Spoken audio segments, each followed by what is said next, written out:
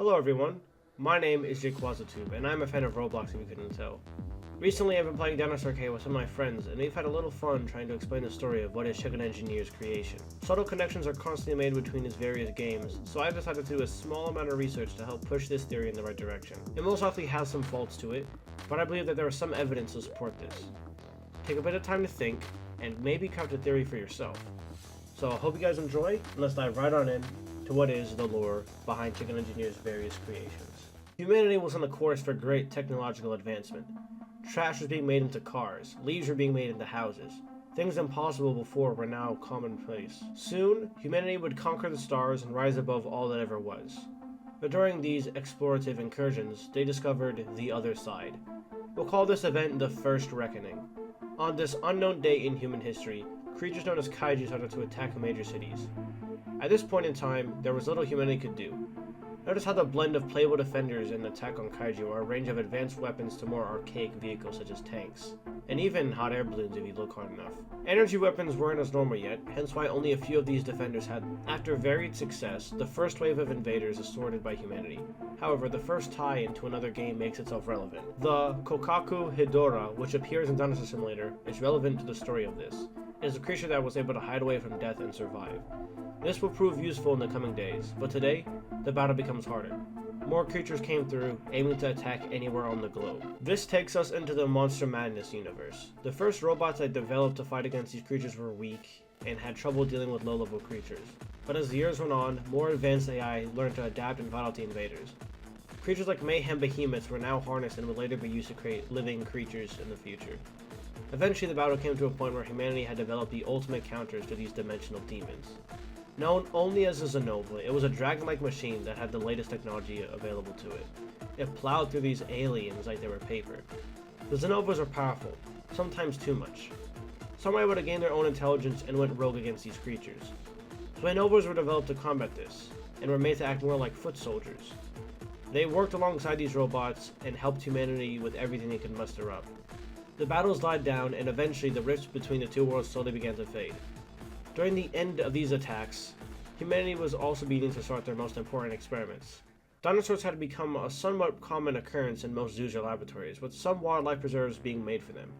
Although not fully resembling their ancestors due to DNA gaps that had to be filled in by modern reptiles, they did act and behave in the same manner. The most common at this time were medium-sized herbivores such as Triceratops and Ankylosaurus. However, during the end of the war, humans were looking to breed the strongest dinosaur ever created. The failed experiments were allowed to live in the isolated habitat regardless, hoping that a use for them would be found. Multiple simulations, or at least habitat simulations, were designed, that way these dinosaurs and their experiments could flourish. Although many tests were unsuccessful, they eventually found success in the hybrids. Commonly, there are four: the Megavore, Albinoterror, Avianicus, and Scylla. The Megavore was seen among humans as the most successful of these creatures, with its aggressive disposition and ability to fight in many different kinds of terrain being suitable for a war environment. The Scylla was created as a more lethal and nimble version of the Megavore, hoping to be used to overwhelm the enemy. But more hybrids were created that others may mention. The Spider Troodon, the Werewolf Crotoxorus, the Thanksgiving Giganotoraptor. Any mix-max of DNA was counted as one, but only the most effective were continuously created upon. The Megavore was given a deep-sea variant to fight in the lowest trenches of the ocean. The Avianicus was made more aggressive and nimble, the Albinoterror given a shadow skin for nighttime raids. At first, these hybrids were imperfect, blocky, and had trouble moving, but now, they looked more animal-like than normal animals. And using the Mayhem Behemoth as a DNA source, humanity crafted their own Mayhems. And just a little side note, the Mayhem Rex that we see in Dinosaur Simulator is also present within Attack on Kaiju. Isn't it a little strange that there are Mayhems across all the games? Now, with the DNA of the creatures from the portals now being able to be harnessed by humanity, more creatures and experiments were made. Forest Guardian Apatosaurus took the plant attributes of these creatures, and Insectoid Quetzalcoatlus being made from those mantises. These dinosaurs started growing smarter and more human-like. Some learned to use tools, others formed alliances between species. And to the humans, it looked like they were waging their own wars. Across all the habitats, some dinosaur groups did better than others. Naturally, through some kind of instinct, they formed colonies and territory markers. Humanity knew there was a cause to this, and they didn't have to look far, for the answer was right in front of them. Creatures from the other realms. Living fossils, animals from space, toy-like entities. At first, they sent down the Cyber Ictivator, a creature made to intermingle with the population and control the otherworldly creatures. Kaijus had been returning in moderate numbers, now smaller and evolved to be more combat-oriented. Creatures like the Battalion Triceratops were developed specifically for combat in hopes of weeding out the thorns. But eventually, those creatures even became rampant. Portals and rifts were drawn to these simulations. For whatever reason, they did not know. Experiments were done as usual, combining the creatures from space with the precious hybrids. But humanity realized that not all these anomalies are bad. The Galactic Barosaurus was a benevolent creature that actually helped humanity learn more of the other world. But eventually, they needed to do more than just monitor. Xenovas and Suenovas appeared in the simulations, initially in small numbers, to handle the more unhinged creatures. At the same time, a deadly parasite began to infect the creatures of this world. Somehow, the other creatures knew that the hybrids were their main hope, and effectively began to hunt them more than other dinosaurs. But then, they came. The Dimension Beasts. During the highest point of the war, dragons had come down and killed Xenovas, but the Xenovas killed just as many. If these things started to appear, even in small numbers, it meant that another rift had been awakened. Humanity could handle those waves, yet they did not wish to do so. Just like with all of our problems, the humans decided to bury the very things that had caused them so much trouble. Although not an event mentioned ever, I would like to think of this as a great purge, where hordes of Zways and Zens plagued the servers in mass groups aided by the cybers that had not defected.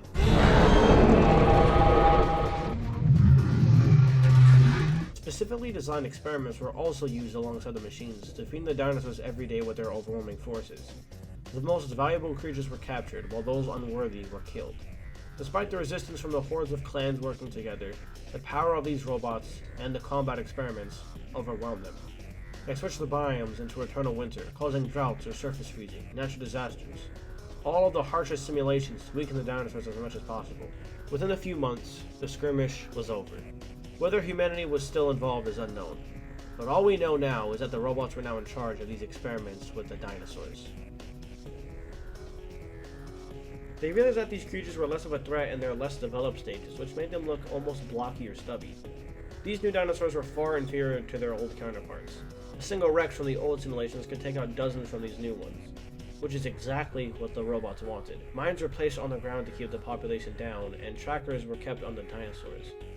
Drones were sent down to monitor these creatures, bringing gifts to distract them from the real threat. They still formed packs with other species, but these mainly consisted of the same kind of dinosaur. The aggressive trait was not as present in a majority of the dinosaurs, only a small number. The glutton sharks, for example, became so obsessed with the need for food that it became a cannibal and turned on its own kind. However, all of these little details are nothing compared to what happens now. That brings us to today. It was evident that there was obviously some connections between the two simulations, regardless of what you believe. The peak Spinosaurus is present in both, and the original data refers to the Yeti Karch. Not only do the designs of the newer dinosaurs mimic the old ones, but the skins are also closely related as well. But recently, a dimensional fault appeared within the simulations as a kind of altar. The design was made easy enough that the dinosaurs could understand how to open it. The robots appeared at the same time as this headless incursion, isolating the situation so no robotic dragons had to be called upon. These robots were known as scouts, which were designed to do just that. Now they roam the world to help manage the population. There are some defectors, however, mainly Jerry and Larry. They help the dinosaurs grow stronger in an attempt to revive their previous forms. This also applies with the Headless King, who took part in the Great Purge. He's trying to bring back the survival and unified aspect of the past. If they did this, they could overthrow the robots and find freedom. Tripods now act as security detail to prevent more of these bosses from returning. This whole thing is backed up by the fact that Mayhems are also returning and that the Megavore is slowly referenced every so often. Whether you believe this or not, I think this is a fun little way to tie in all of the lore we've seen so far. There may be some issues with the way that the story is told, but I believe that there is some sort of way to edge ourselves in the right direction of the story.